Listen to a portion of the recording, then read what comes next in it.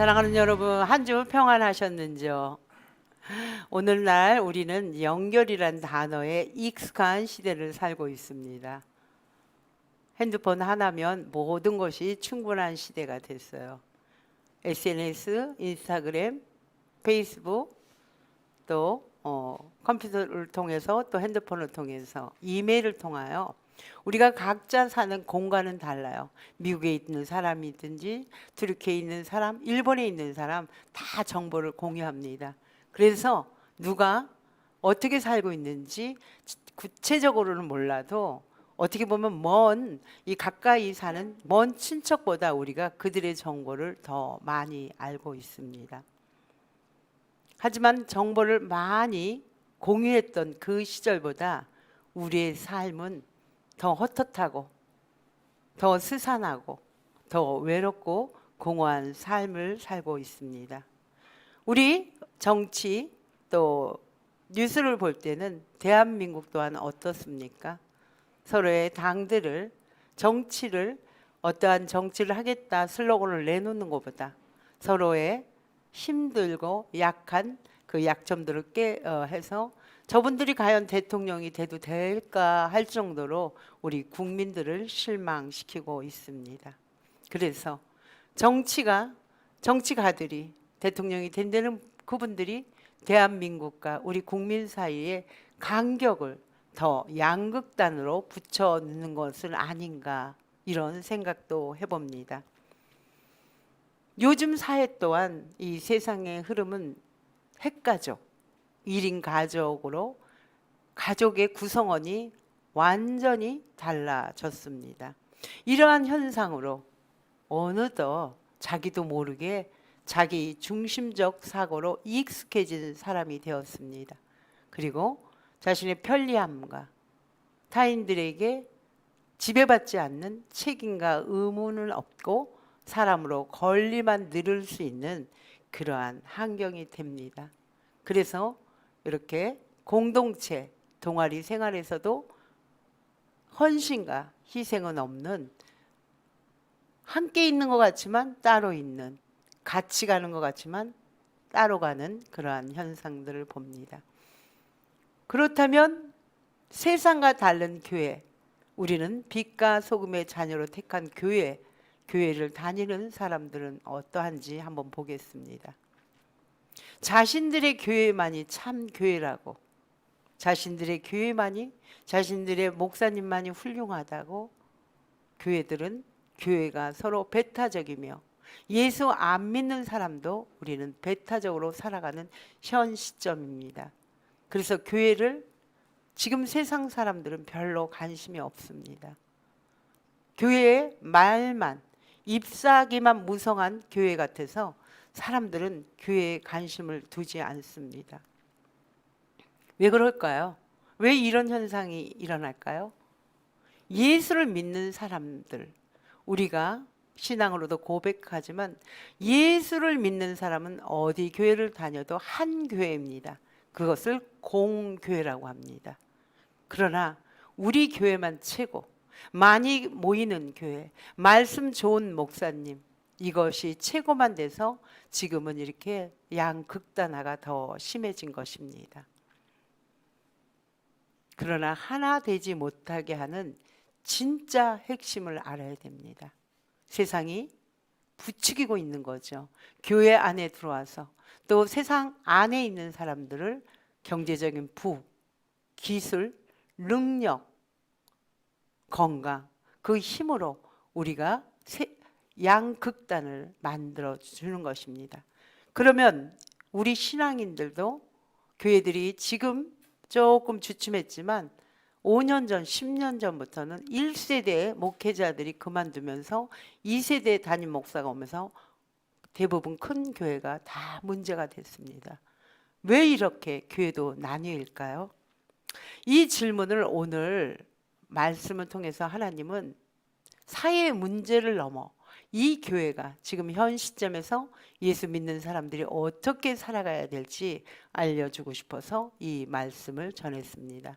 오늘 말씀 읽을 때 여러분들은 성경을 읽을 때 쉬우셨나요? 쉽지 않은 겁니다. 성경은 계시, 앞으로 일어날 일을 하는 거기 때문에 우리가 스포츠를 봅니다. 제방을 볼 때는 우리가 편히 보죠. 그러나 실전을 볼 때는 실전에 뛰는 선수같이 두렵고 설레고 어떻게 될지 결과를 모르듯이 우리 예수님께서 일어나지 않을 일을 2000년 전에 십자가에 돌아가시기 전날 밤에 기도하신 것입니다. 17장 전체는. 그래서 1장부터 5장은 예수님이 하나님께 한 기도입니다. 당신이 십자가를 지시는데 그것을 순종할 수 있도록 하나님이 이 땅에 온전히 보낸 그 뜻을 순종해야 하나님께 영광을 돌린 데는 그 뜻을 실행할 수 있도록 예수님께서 첫 번째는 기도한 것입니다. 6절부터 19절은 예수님이 지금 현재 주변에 있는 제자들을 놓고 기도한 것입니다. 제자들 3년 동안 동고동락했던 그 제자들이 예수님이 함께 가는 것이 아니고 우리 예수님이 세상을 떠날 때 남겨줄 너희들 불안해하지 말고 두려워하지 말고 너희들 거룩하게 이 세상에서 살아라 하는 기도 내용입니다. 세 번째는 우리가 오늘 읽은 내용입니다. 요한복음의 17장은 절정이라고 합니다. 절정 중에 절정인 예수님의 기도를 우리를 오늘 읽어봤습니다. 내가 비옵는 것은 이 사람들만이 위함이 아니라고 합니다. 그 자리에 모여있는 제자들 또 들으러 온 사람만이 아니고 여기에서 그들의 말로 말미암아 나를 믿는 사람들 앞으로 믿을 사람들 지금 우리들을 위해서 우리 예수님은 기도한 것입니다. 이렇게 믿을 우리들이 어떻게 살아야 될 것을 오늘 말씀을 두고 하신 것입니다. 우리 유언들 부모님들이 하시죠. 살아 계실 때는 그 유언을 안 들어도 돌아가시면 그 유언을 마음에 새깁니다. 저희 친정엄마가 돌아가시기 전에 이런 말씀을 했어요. 세상은 다 그런 거야. 별반 다를 게 없다는 거죠. 그리고 형제 간에 우애 있게 살아라. 이 말씀을 하셨어요. 살아 계셔서는 그 말씀이 그렇게 각인되지 않았어요. 근데 돌아가시고 나니까 그 말씀이 내 마음에서 효력이 발생되는 것이죠. 육남마의 형제 자매가 한 엄마의 배에서 나왔지만 다 틀려요. 그렇지만 그 엄마의 유지를 받들여서 되도록이면 참으려고 노력하고 더 섬기려고 노력을 하면서 살아갑니다. 우리 예수님도 그것을 아신 거죠. 2000년 전 예수를 믿지 않는 사람들 앞으로 믿어야 될 너희들한테 나는 이렇게 살아갔으면 좋겠어 하고 오늘 주신 말씀입니다. 그러나 여러분 현실은 이렇게 하나가 되게 함께 연루된 삶을 살게 하지 않아요. 아까도 서두에 말했듯이 핵가족 1인 가구에 사는 사람들은 귀찮습니다. 이렇게 살 때 내가 책임감을 가져야 되고 의무감을 갖는 게 싫어서 자기 자신이 상세하게 남한테 노출되는 것을 싫어합니다. 사생활 침해라고 하죠. 그러나 성경 21절은 이렇게 기록합니다. 제가 한번 읽어보겠습니다. 아버지가 내 안에 내가 아버지 안에 있는 것 같이 그들도 다 하나가 되어 우리 안에 있게 하사 세상으로 아버지께서 나를 보내신 것을 믿게 하옵소서. 이렇게 합니다. 아버지가 우리 예수님 안에 예수님이 우리 제자들 안에 있어서 그들도 제자들을 통해서 예수를 보게 하고 또 믿는 우리들을 통해서 예수를 보게 하려는 거죠. 사랑하는 여러분, 우리가 하나가 된다는 것을 오해하고 있어요. 하나가 된다는 것은 우리 이어하우스 이어교회에서 모든 것이 똑같아지려는 것이 아닙니다. 모든 것이 닮아지려는 것이 아닙니다. 모든 것이 내 목소리만 따르려는 것이 아닙니다. 이것은 착각입니다. 사람은 우리 50억 인구 모두가 똑같은 사람이 없습니다. 다 다릅니다. 쌍둥이도 다릅니다. 그 사람만이 갖고 있는 독특성, 다양성을 인정하려는 것입니다. 이번 설교를 준비하면서 하이부동이라는 한자가 내 마음에 들어왔습니다. 남과 조화를 이루고 친목을 지키라고 합니다. 그러나 내 중심과 원칙은 잃지 않고 살아가려는 말이 있습니다. 다시 말해 남과 조화를 이루지만 내 중심적인 원칙, 내 중심적인 사고는 잃지 말라는 거죠. 우리는 이어 교회는 중심을 예수 그리스도를 주인으로 모시면서 살아가는 것입니다. 그러나 그 중심으로 모시고 산다고 있어서 내가 남과 조화를 이루지 않고 내 믿음을 고집하지 말라는 말입니다. 이렇게 똑같아지려는 것은 독재입니다. 민주주의가 아니라는 것이죠. 저 또한 한 주간 이 말씀을 묵상하기 이전에 경험을 한 사건을 짧지만 얘기해 보겠습니다. 우리 목사들의 회의를 하는 가운데 1년에 4-5번은 모임을 갖고 많게는 6번을 갔습니다. 그런데 한 목사님을 몸이 조금 불편하신 분이 계셔서 저의 오지랖인지 저의 친절하고 다정하고 친근함이 그분한테 안부 인사를 드렸습니다. 그러나 그분은 제가 안부 인사를 드렸던 게 매우 불쾌했다고 합니다. 그러면서 그것이 1년 정도 지난 후에 사람들이 많은 가운데 저한테 혼을 내는 것이었습니다. 마치 어린아이를 혼내듯이 저한테 불쾌하였다고, 대체 왜 그러냐고 그렇게 질책을 하였습니다. 제 마음속에 화끈거림이 얼굴로 드러나서 고개를 어디에 들지 못하는데도 불구하고 제가 죄송하다고 조심하겠다고 사과 용서를 구했습니다. 그리고 말은 그렇게 했지만 저 또한 마음이 너무너무 불편했습니다. 사람들이 보는 앞에서 보란 듯이 망신을 줘, 그것도 목사한테. 그러나 목사라는 특성상 그분하고 관계를 안 할 수가 없습니다. 같은 노예이기 때문에. 그럴 때 제 마음이 작아졌습니다. 소심해지며 낙심하는 가운데 주님께 제 마음속에서 이야기했습니다. 주님, 저 너무 불편하고 지금 이 자리 피하고 싶습니다. 그렇습니다. 이렇게 공동체는 하나가 되기 쉽지 않다는 것입니다.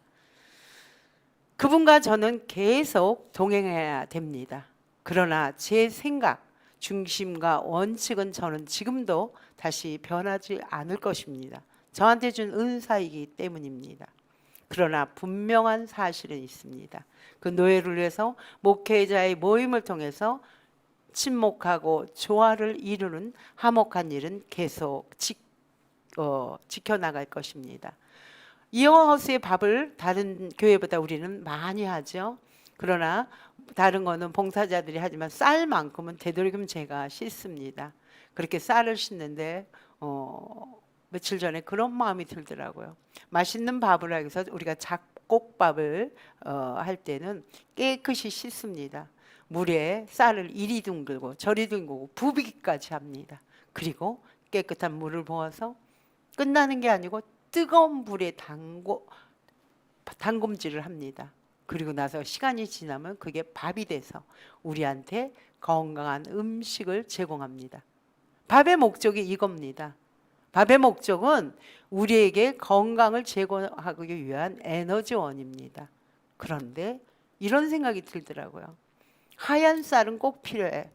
아니야, 잡곡 중 하나가 돼야 돼. 무슨 소리야? 물이 없으면 씻을 수가 없어. 무슨 소리야? 불이 없으면 생쌀이 돼. 서로 자기가 잘났다고 서로 물이 중요하다. 불이 중요하다. 쌀이 중요하다. 잡곡이 돼야 한다. 나를 따르라. 이렇게 시비가 생기면 어떻게 될까요, 여러분? 밥을 먹을 수가 없는 겁니다. 각자의 다양성을 인정하면서 이러한 것이 조화를 이룰 때 우리에게 맛있는 밥의 에너지원이 된다는 것입니다. 주님께서도 그래서 우리에게 시편 133편 1절은 이렇게 얘기합니다. 형제. 예수 믿는 우리 형제가 연합하여 동거하는 것이 어찌 그리 선하고 아름다운가. 이렇게 조화로운 삶을 강조합니다. 이렇게 살아갈 때 세상과 하나님과 주님이 또 내가 일치되는 삶을 삽니다. 이렇게 일치되는 삶을 살 때 내 안에 하나님과 우리의 사귐이 있다고 말씀하십니다. 그리고 그 사귐이 있는 우리를 통하여 믿지 않는 그들을 믿게 하려는 것이 주님의 말씀입니다. 우리는 연결될 수 없는 삶을 살아갑니다. 특별히 세상과 세상 안에 사는 사람들, 세상 밖의 그리스도인들은 우리는 섞일 수 없어요. 물과 기름 같은 존재입니다. 그러나 주님은 우리를 통하여 이들과 연합하고 하나가 되기를 오늘 말씀을 통해서는 알려주고 싶습니다. 정말 피하고 싶지 않으세요? 세상 사람들, 고집센 분들, 욕하는 분들 만나고 싶습니까? 전도 못하겠죠, 그런 분들한테. 그러나 주님은 우리를 통하여 이 일을 하기를 원하십니다. 그래서 어떤 분들은 나만 예수 잘 믿고 집에서 성경 보고 기도하고 찬양하고 구제하고 헌금하고 세상 밖에 있는 우리들이 세상 안으로 들어가지 않으려고 합니다. 그러나 주님은 오늘 22절 이렇게 말합니다. 제가 읽어보겠습니다. 내게 주신 영광을 내가 그들에게 주었사오니 이는 우리가 하나가 된 것 같이 그들도 하나가 되게 하려 합니다. 하나가 되기 위해서 필수적인 요건이 있습니다. 영광이라는 것입니다.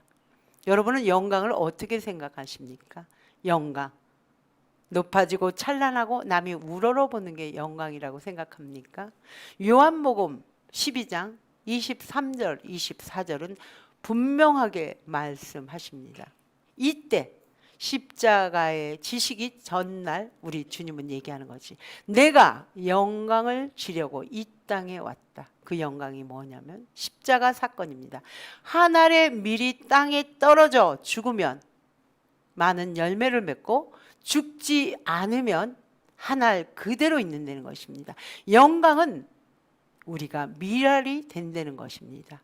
밀알이 될 때 많은 열매를 맺는다는 것입니다.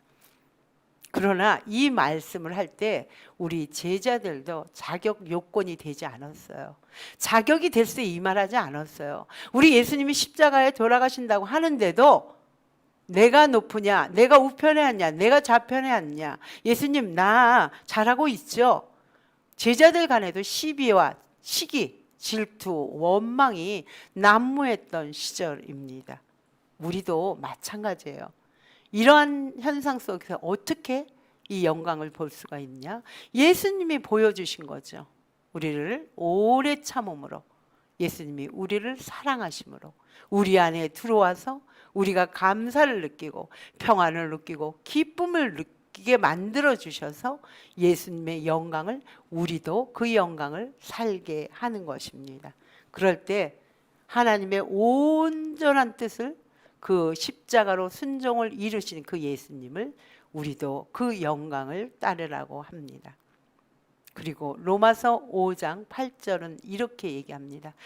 우리 예수님은 우리가 아직도 죄인 되었을 때 우리를 위해 죽으신 것을 하나님께서 그 죽으심을 보고 예수 그리스도가 우리를 위해 죽으신 걸 보고 하나님의 사랑이 확증, 증거되었다고 얘기합니다. 제자들과 같이 우리도 예수님 앞에서 민낯을 보일 때는 죄인입니다. 아직 죄인이지만 주님께서 우리를 위해 죽었기 때문에 우리는 다시 힘을 얻어서 이 영광의 자리를 갈 수 있습니다. 세상 사람들은 우리를 넓은 길로 가게 합니다. 찬란하고 유혹의 길을 걷게 합니다. 그리고 그런 자리에 가면서 술 한잔 먹어. 목사 장로들도 다 먹어. 먹고 나면 조롱과 야유를 하는 게 세상 사람들입니다. 그리고 우리한테 바보 같은 삶을 산다고 세상 사람은 얘기합니다. 여러분, 세상과 또 세상 밖에 있는 우리의 삶은 갈 바를 알지 못하고 초라하고 희망 없는 삶이 될 수 있습니다. 사랑하는 여러분, 내 형편이 자랑할 것이 없습니까? 건강도 안 좋고 돈도 없고 자식들도 그냥 그렇고 남 앞에 내놓을 것 없다고 내가 웃어 보입니까? 아니에요. 세상이 우리를 속이는 것입니다. 이렇게 살게 하는 것은 평안이 아니고 편안하게 하려고 하는 것입니다. 악한 것들은 우리를 편안하게 만들려고 하지 평안을 주는 것이 아닙니다. 그러나 주님의 영광은 우리 안에 들어와서 우리에게 진짜 평안을 줍니다. 아무도 빼앗을 수가 없습니다. 전능자가 십자가의 사건으로 다 이루었기 때문입니다. 그리고 당부하십니다. 24절 하반부 제가 읽어보겠습니다. 내게 주신 나의 영광을 그들로 보게 하시기를 원하신다고. 우리 각자의 영광, 여러분들 십자가는 다 다를 것입니다. 어떤 사람은 십자가가 크고 어떤 사람은 십자가가 작고 어떤 사람은 십자가가 없는 것 같아 보입니다. 그러나 십자가가 작아 보여도 나에게는, 내 형편에는 돌덩이 같이 무거울 수 있습니다. 십자가가 크다고 해서 십자가의 무게가 꼭 크지만은 않다는 것이죠. 각자의 무게에 맞게 우리 주님은 우리에게 십자가를 주셨습니다. 그 십자가 우리가 짊어지면 너무 힘들어요. 마태복음 11장 28절은 이렇게 얘기합니다. 수고하고 무거운 십자가의 짐 나한테 내려놓으렴. 내가 너희를 쉬게 한다고 합니다. 그 대신 그 쉬게 하는데 조건이 있어요. 예수님의 멍에를 우리가 함께 짊어져야 됩니다. 그 멍에가 예수님은 온유하고 예수님은 겸손하니까 그것을 통하여 그것을 내 무기로 삼고 어깨에 짊어지고 나가는 것입니다. 예수님의 온유한 마음, 예수님의 겸손한 마음으로 나아갈 때 나한테 짊어진 그 십자가는 가볍고 쉽다고 우리 주님은 말씀하십니다. 나를 비우고 주님을 내 안에 모시는 삶을 살 때 우리에게는 하나님 하나가 되는 것을 분명하게 느낍니다. 환경은 나를 우울하게 하지만 기쁩니다. 원망, 불편, 시기가 나오는데도 감사가 나옵니다. 그게 하나님이 내 안에 내주하시는 삶입니다. 그리고 우리에게 알게 하십니다. 무엇을? 의로우신 아버지를 알게 합니다. 오늘 25절에 의로우신 아버지여 세상이 아버지를 알지 못하여도, 의로우신 아버지가 사랑만 있는 게 아닙니다. 공의가 있는 아버지인 거죠.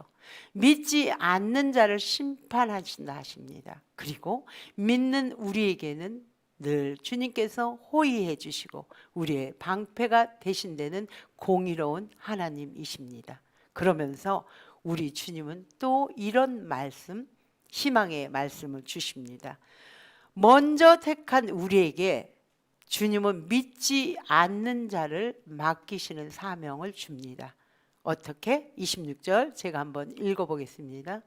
내가 아버지의 이름을 그들에게 알게 하였고 또 알게 하리니 이는 아버지께서 나를 사랑하신 그 사랑이 그들 안에 있고 나도 그들 안에 있게 하려 함이라. 사랑하는 여러분, 이거는 정말 기가 막힌 사랑의 초대장입니다. 우리 예수님께서 예수 믿지 않는 자들도 2000년 전에 믿지 않는 자들을 뭐라고 합니다? 알게 하였고 또 알게 한다고 합니다. 알지 못하는 자도 그분은 손을 놓지 않고 계속적으로 멈추지 않고 진행형의 삶을 사는 것입니다. 언제까지? 세상 모든 사람이 구원을 얻기까지 그분은 쉬지 않고 일하신다는 말씀입니다. 여러분, 지금도 구원이 완성된 게 아닙니다. 그걸 누가 해야 됩니까? 먼저 믿은 우리들이 해야 하는 것입니다. 우리 힘으로는 할 수 없어요. 오늘 제목에 나왔듯이 그대 내 마음에 들어오면은, 예수께서 내 마음에 들어오면은 우리는 할 수 있는 것입니다. 우리 예수님은 그들도 지금도 사랑하고 그들도 알게 되기를 원하십니다. 내가 누군가를 사랑할 때 사랑은 두려움이 없어진다고 합니다. 요한일서 4장 18절은 이렇게 얘기합니다. 온전한 사랑은 두려움을 내어 쫓는다고 이야기합니다. 저의 짧은 젊은 시절 생각이 났어요. 젊은 시절 어둡고 좁고 그런 길을 걸어갈 때, 혼자 걸을 때 무서웠어요. 지금이야 CCTV도 있고 가로등도 있지만 예전에는 그런 게 없었잖아요. 정말 무서웠어요. 그러나 무섭지 않을 때가 있습니다. 뒤에 어린 자녀를 업고 갈 때는 하나도 안 무섭더라고요. 왜 그럴까요?